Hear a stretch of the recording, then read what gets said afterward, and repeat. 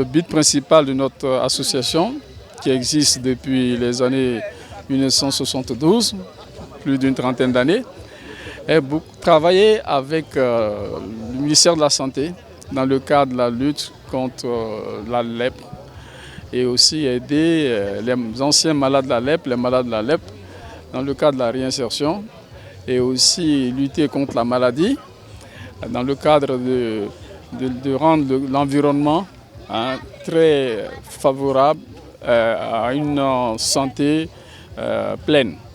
Parce que la lèpre se contamine dans les zones insalubres où il y a la proximité.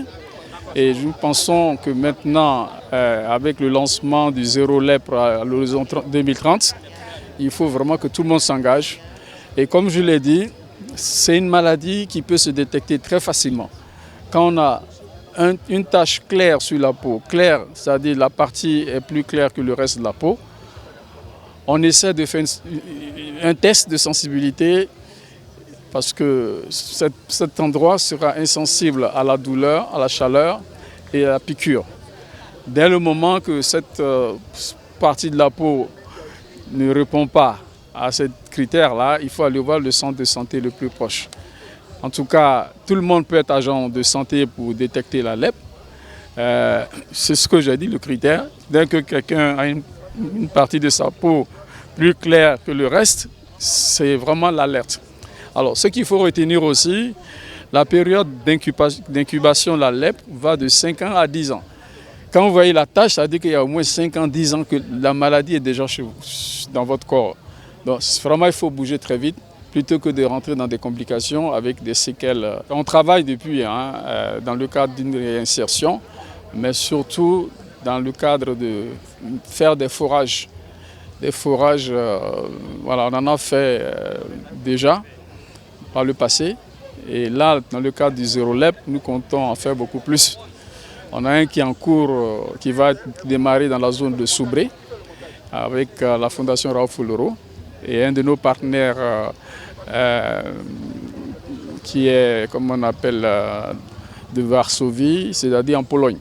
Donc vraiment, l'accent va être mis sur vraiment avoir un environnement salubre. Parce que c'est le premier point, c'est la salubrité, éviter la proximité et puis de telle sorte qu'effectivement on pourra atteindre 2030 sans lèpre. Notre association, comme perspective, puisque le but essentiel c'est vraiment l'élimination de la lèpre, va aussi s'orienter vers d'autres maladies, parce qu'on parle d'MTN maintenant, maladie tropicale négligée, dont fait partie la lèpre. Alors nous, notre concentration dans un premier temps, c'est la lèpre, parce qu'après vous avez l'ulcère de Buruli et beaucoup d'autres maladies tropicales négligées. Nous suivrons les recommandations de l'OMS pour nous réorienter dans ces maladies tropicales négligées. Tout le monde peut participer. On invite et les pouvoirs publics et les populations à s'impliquer justement pour l'atteinte de ce zéro lèpre en 2030. La volonté, il faut qu'on l'ait, parce que ce n'est pas compliqué. Pour tout un individu peut être agent de santé, pour son ami, pour son frère, pour ses voisins. Il suffit de regarder, par exemple, je regarde sur votre peau, s'il y a une partie plus claire que le reste de la peau, je vous dis allez voir le centre de santé. C'est tellement simple que tout le monde devrait être agent de santé, s'engager aux côtés de l'association Ivoirienne Raoul Foloro et les pouvoirs publics pour qu'on soit tous sensibilisés. Zéro lèpre à l'horizon 2030. Comme l'a dit Monsieur le ministre des Finances et du Budget, c'est une perspective. Mais nous voudrions l'atteindre le plus rapidement possible. Parce que vraiment on est au stade de l'élimination, ça veut dire 10 cas pour 10 000 habitants. Et je pense que vraiment, c'est à notre portée. Il faut que la volonté soit là. Il ne faut pas que les gens se cachent. Il ne faut pas qu'ils aient peur de se présenter dans les centres de santé pour que les gens puissent détecter dès que justement il y a cette tache blanche sur la peau.